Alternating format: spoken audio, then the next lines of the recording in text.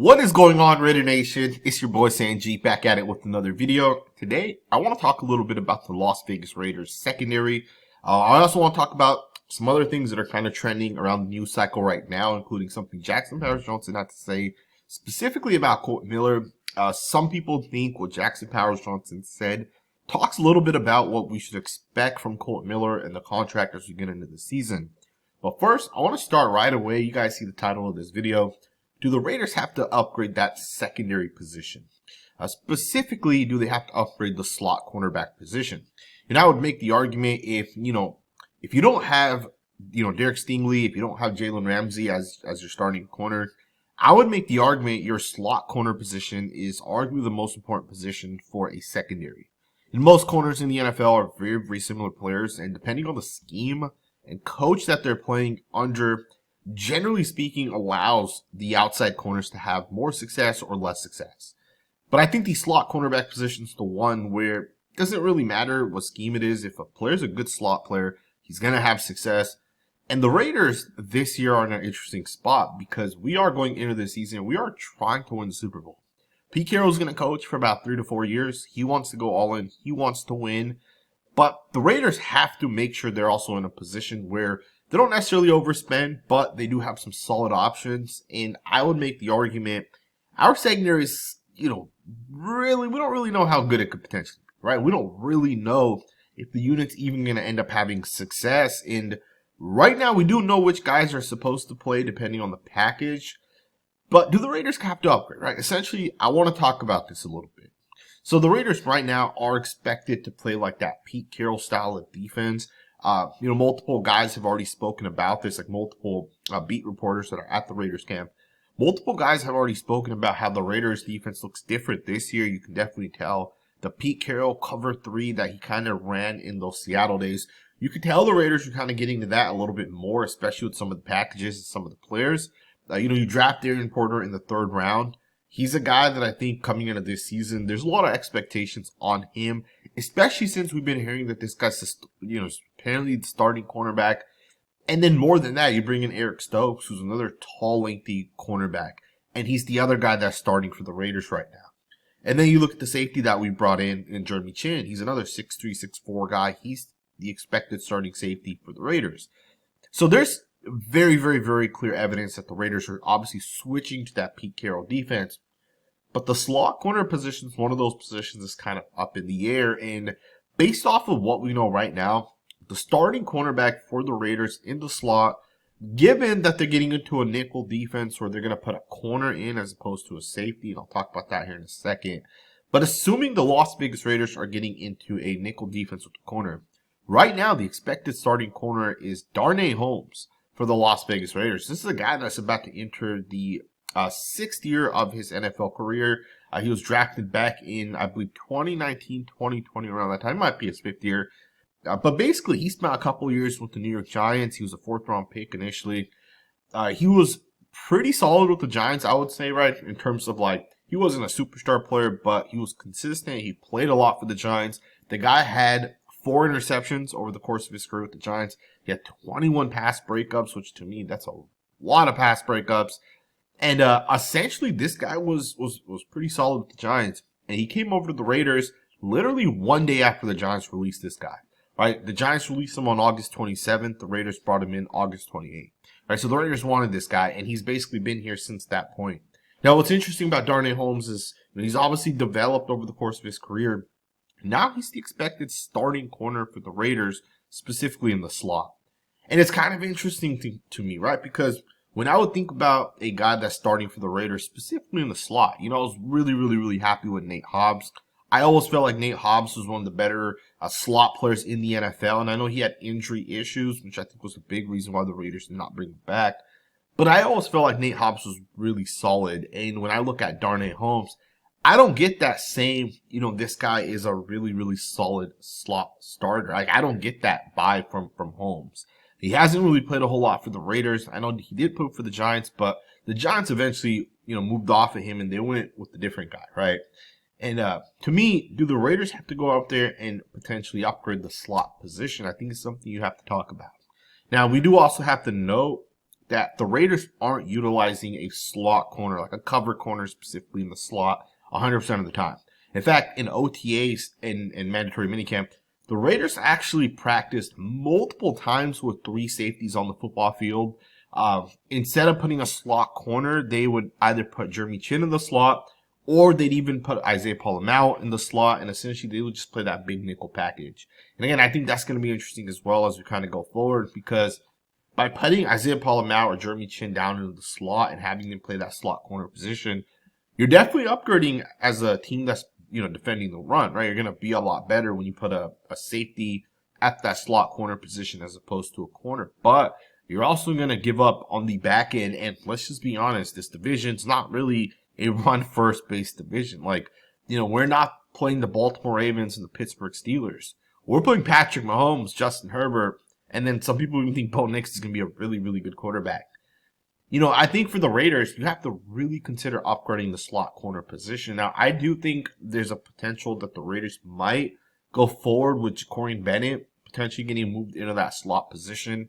And right now, Ja'Cory Bennett is 100% working only on the outside, right? That's been 100% confirmed.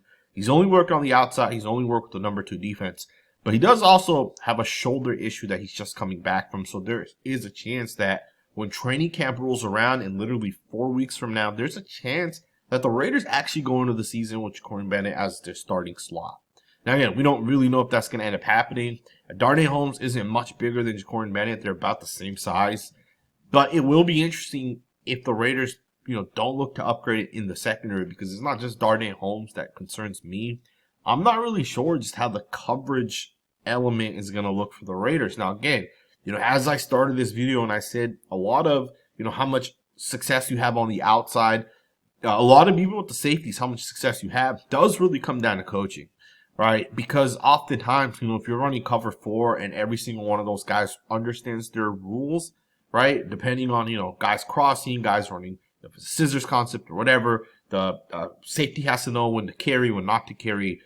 As long as everybody understands their rules, you can have success in the secondary. You don't necessarily need big name guys. But the slot corner is, I think, the one position where it will be interesting to see if the Raiders can actually get success out of it. If I'm the Las Vegas Raiders, I would definitely look to upgrade the secondary. Imagine how much better, and I know this is unrealistic, but let's just say, imagine how much better the Raiders would be going into the season if we had, let's say, Justin Simmons and even Jalen Ramsey in the secondary. How much better would the Raiders be? And again, I know we spent money on Jeremy Chin, but imagine adding Justin Simmons and Jalen Ramsey, just line both guys up at safety. Right? Some people think Jalen Ramsey should convert to a safety anyways, but imagine putting both guys back there at safety and then just throwing Jeremy Chin into that slot position. And let him be a full-time slot corner, right? Not necessarily like he's going to cover guys, right? But just imagine him against the run and his ability against the run. And now you got 2 really, really good safeties back there. How much more confident would you be going up against the Chiefs, going up against some of these other teams that have really, really good quarterbacks? To me, I think the Raiders have to upgrade the slot position. I think we need to upgrade the safety position. I think we just got to get better in the secondary. But I also do understand that, Patrick Graham feels that, hey, my scheme can get it done. And Pete Carroll believes these guys right here can ultimately step up and be good football players to contribute, and the Raiders can have success. I'd be all in to just kind of let it play out, but also, do understand this. This happened to the Raiders last year. Last year, the Raiders ended up, Malcolm Koonce ended up going down. They didn't really make any other transactions, which obviously made sense. They had so much money already invested in the defensive line. But then, Christian Wilkins goes down.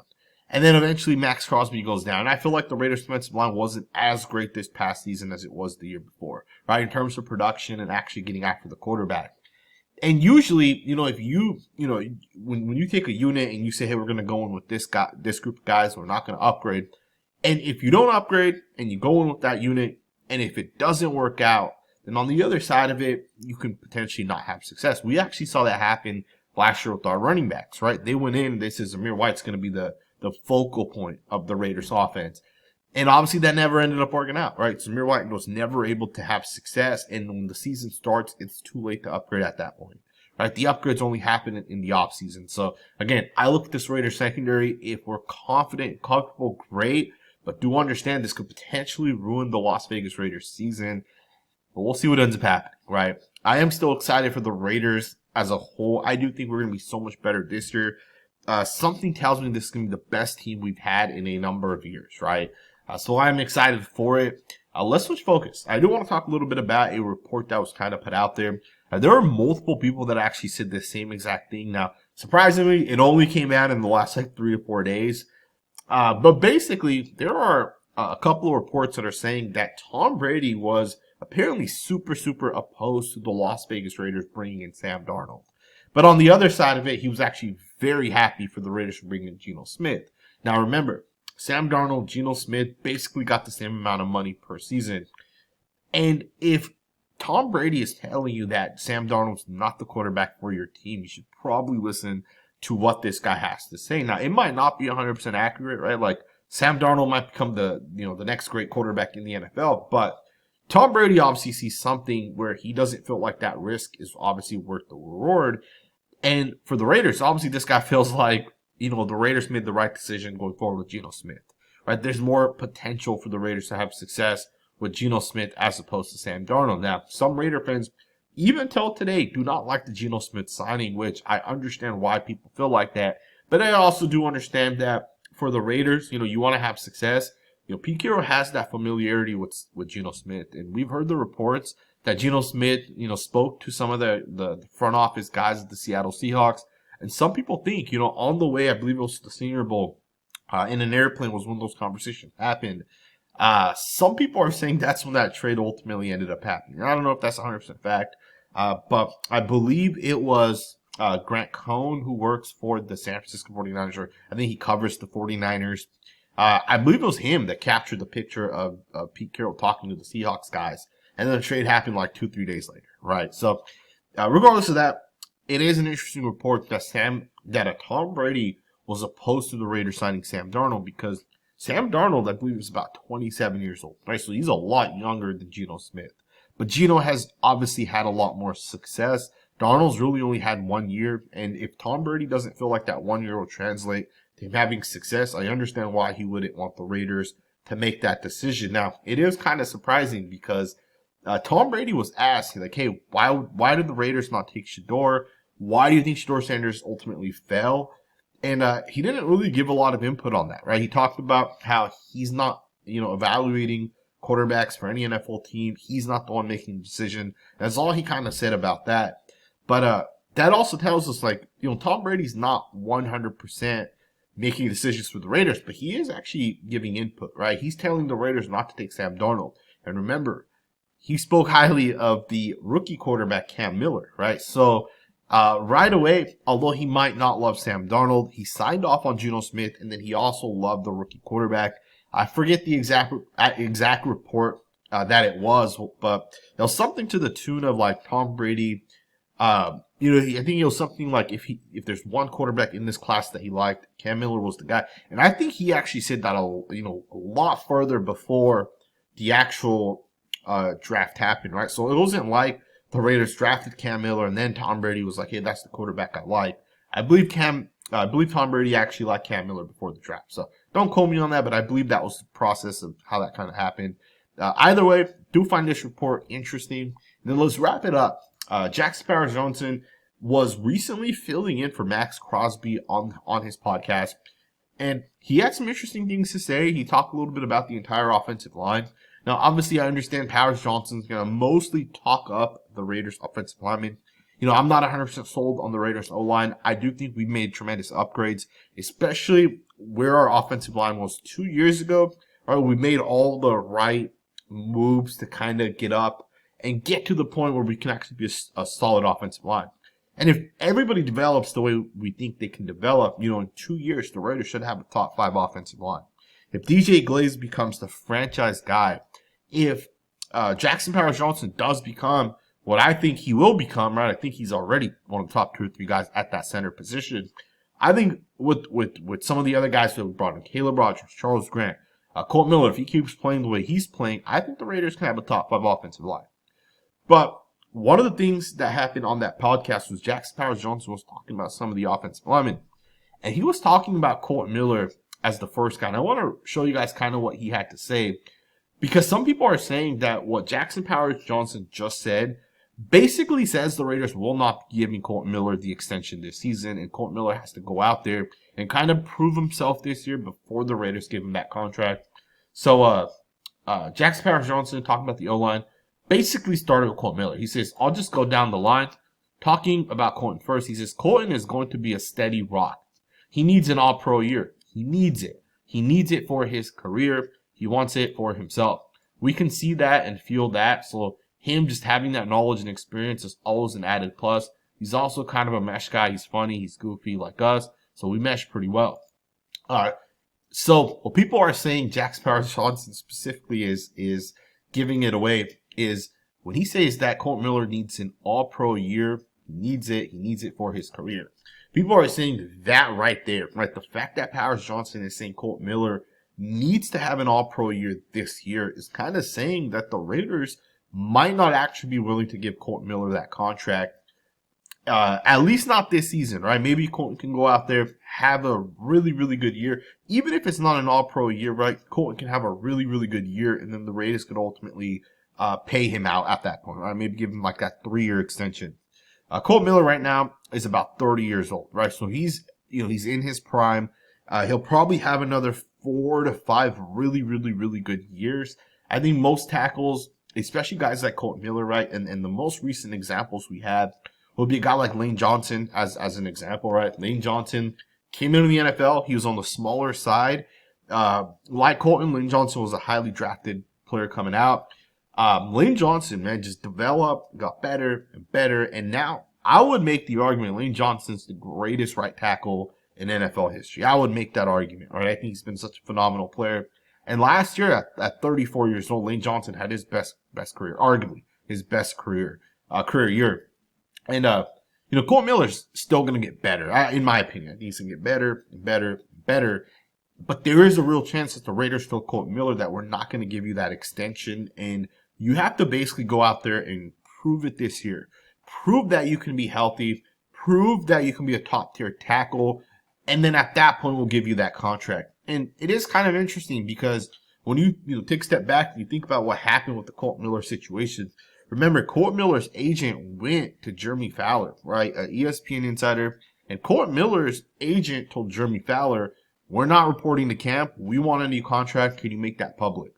And Jeremy Fowler made it public. Kolton Miller wasn't at camp. It was a voluntary portion, but again, the agent still leaked the story, right? And the reason why you leaked that story is because you want everybody to kind of know that Kolton Miller wants a new contract.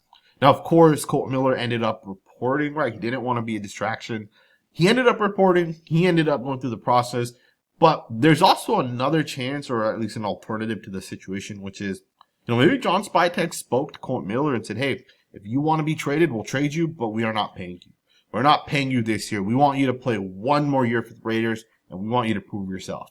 And Jackson Powers Johnson's comments could kind of indicate that as well, right? He needs an all-pro year. He needs it. He needs it for his career, right? So to me, I'm not 100% sure where this situation is at right now, but if the Raiders do plan to wait, right, like, hey, Kolton, you got to go out there and have that year, and then we'll pay you, I think that's the wrong way to handle the entire Kolton Miller situation. You never want to pay a player late after they break out. You want to pay them early. If the Raiders paid Malcolm Koonce, when that nine-game breakout was happening, that was his, I think it was his 3rd year. If the Raiders were able to pay him in the offseason, right, let's say we extended him 3-year contract. If the Raiders were able to lock him in on a cheaper contract for the 3 years, he would essentially have this year, and then he'd have, potentially 2 or 3 more years. That could have been beneficial to the Raiders. Now, obviously, that would have been after he had that 9 games. So I don't know exactly how much he would have gotten, but we would essentially have him for a couple more years at this point. Malcolm Koonce, if he has a really, really good year this year, he's gone. He's not coming back to the Raiders. He's going to get north of $20 million. To me, if Kolton Miller has an all-pro caliber year, and Kolton Miller has had all-pro caliber years, one of the things people don't realize is there's 20 good tackles in the NFL, right? There's 64 starting tackles. 20 of those guys are really, really, really good. And you only get 2 all-pro tackles. And usually those 2 guys are going to be the same guys every single year. In the past, it's always been guys like Lane Johnson, Trent Williams, Tyron Smith, And then now of the future, it's always going to be guys like Panay Sewell, maybe Rashawn Slater. Kolton Miller not being an all-pro guy doesn't mean anything, right? The all-pro award gets rewarded to two guys. The fact that Kolton Miller might be the 6th best tackle in the NFL or the 9th best doesn't matter if he's an all-pro or not.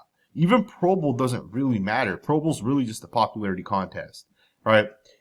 Sometimes, if you follow the cap dollars, right? Like Cam Jurgens, for example, is one of the highest paid centers. I think he's the highest paid.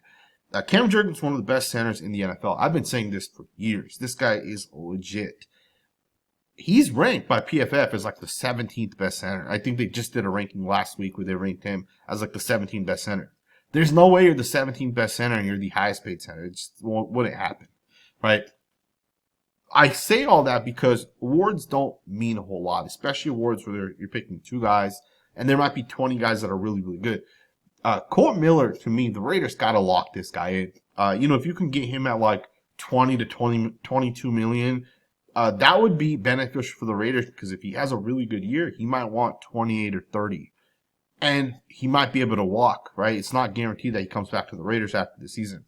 So you might allow a top 10 tackle to essentially leave for nothing, right? So again, I think the Raiders should really, really consider locking this guy in.